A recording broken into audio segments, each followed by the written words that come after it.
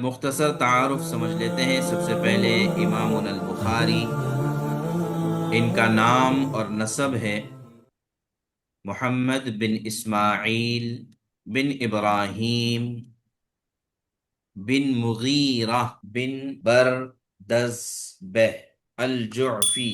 ان کے آباء و اجداد میں یہ جو بردزبہ ہے، یہ فارس کے رہنے والے مجوسی تھے۔ انہوں نے اسلام قبول کیا، جعفی لقب پایا اس لیے کہ انہوں نے یمان بن اخنس الجعفی کے ہاتھ پر مسلمان ہوئے تھے۔ تو جیسے آج کی تاریخ میں یہ ہے کہ اگر کوئی مسلمان ہوتا ہے تو وہ سرنیم کون سا لگائے گا، ایک سوال مستقل رہتا ہے۔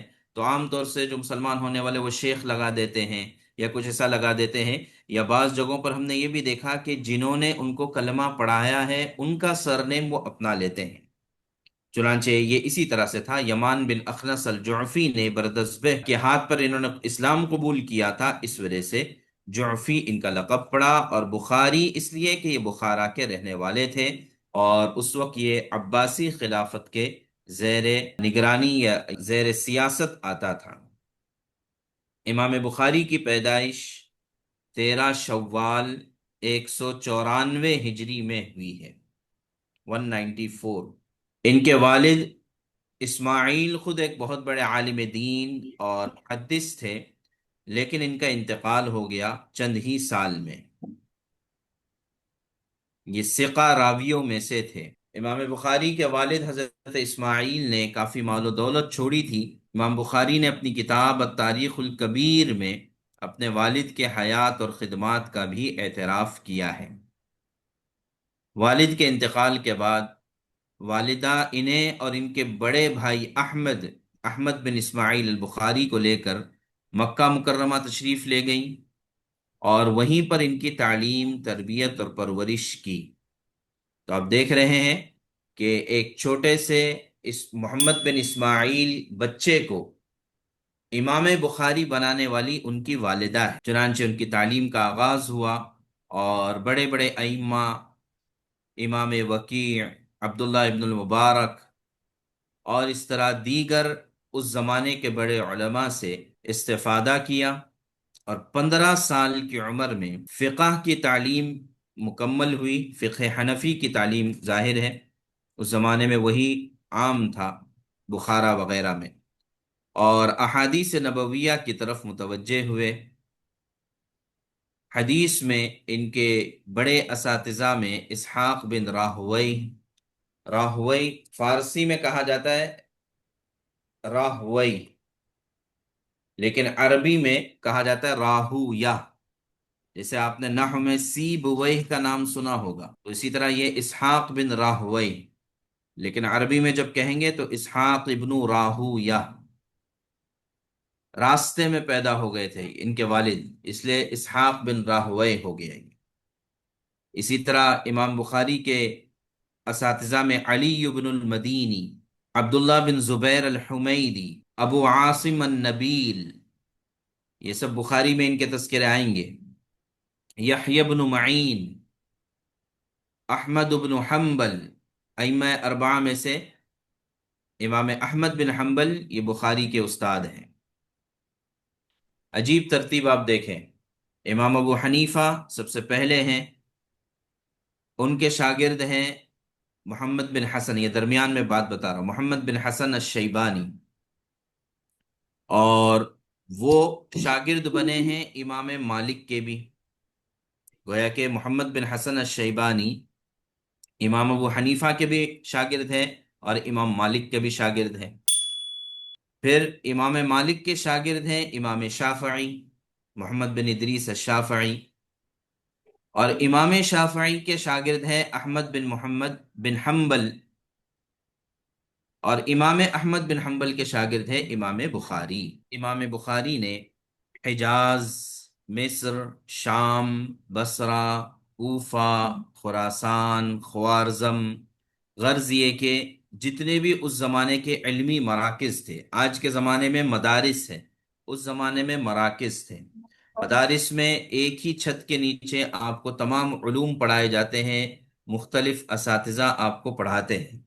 اس زمانے میں مراکز کا مطلب یہ تھا کہ ہر محدث یا ہر اپنے فن کا ماہر اپنی مسجد میں یا اپنے گھر میں بیٹھ جاتا اور اس کے اطراف میں شاگردوں کی جماعت جمع ہو جاتی۔ اب جس کو بھی علم حاصل کرنا ہوتا وہ مختلف علماء کے پاس جا کر، جیسے ہم نے جتنے ابھی امام بخاری کے حدیث کے اساتذہ کے نام بتائے، تو امام بخاری الگ الگ انفرادی طور پر ان کے پاس گئے اور ان سے جتنی احادیث مل سکتی تھیں ان احادیث کو یاد کیا اور جمع کیا۔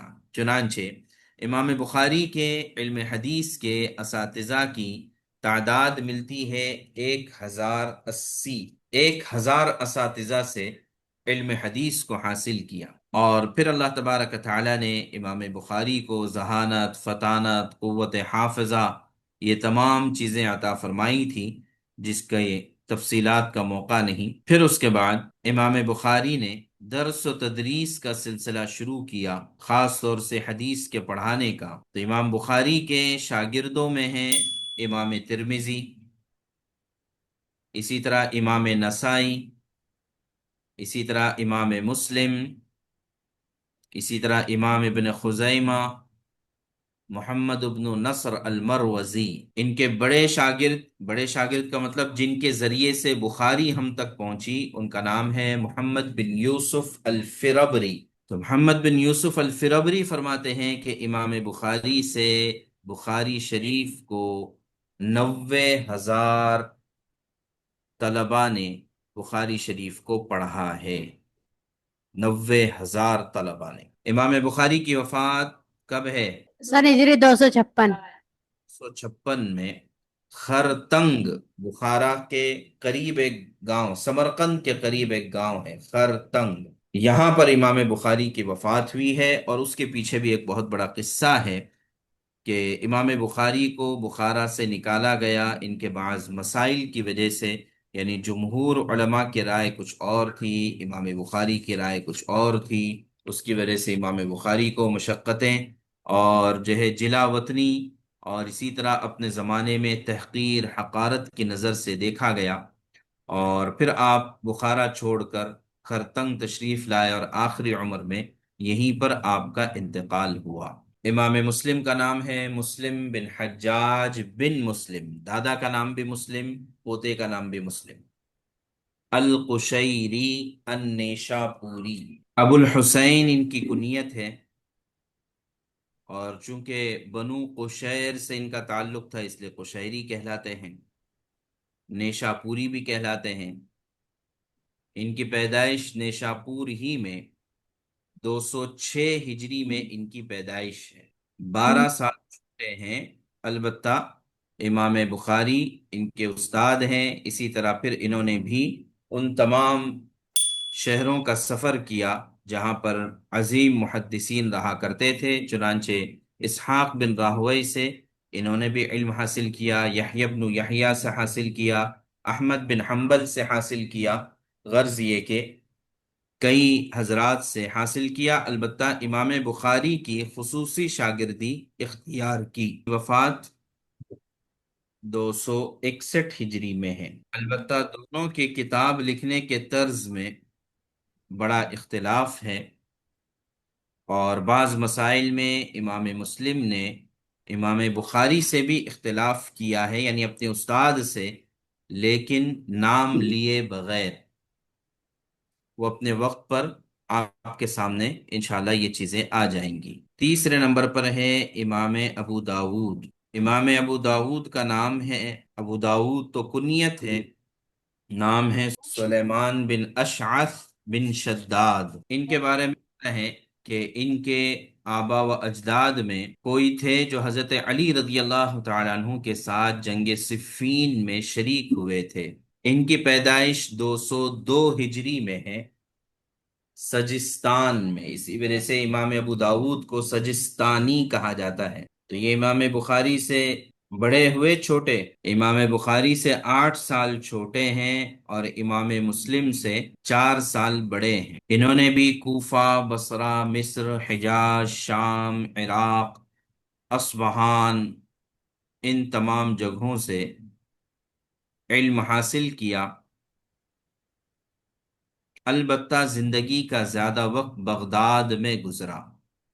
اس زمانے میں بغداد خلافت عباسیہ کا کیپٹل بھی تھا، دارالحکومت بھی تھا، اور اسی طرح بہت بڑا علمی مرکز بھی تھا۔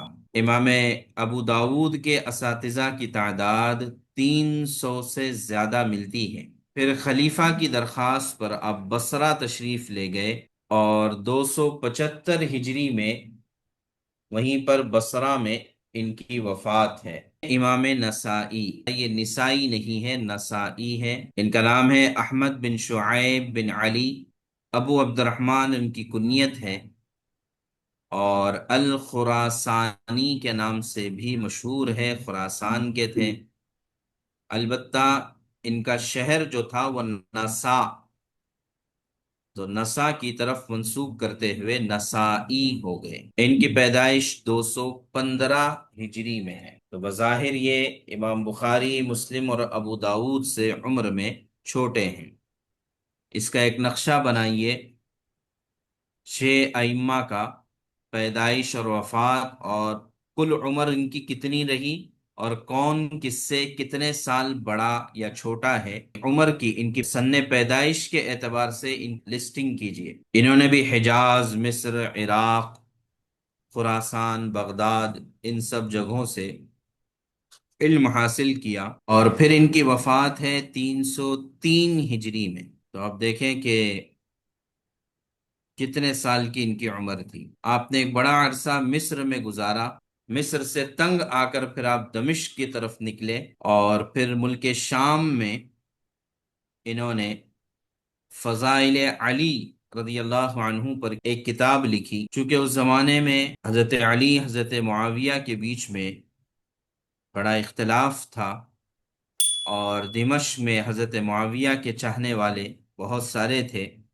تو انہوں نے چونکہ حضرت علی کے حق میں کتاب لکھی، تو اس پر اہل دمشق ان سے ناراض ہوئے، اور اتنے ناراض ہوئے کہ اس بات پر ان کی جان بھی لے لی گئی۔ چنانچہ یا تو دمشق میں یا اس کے آس پاس میں کہیں پر ان کی وفات ہے۔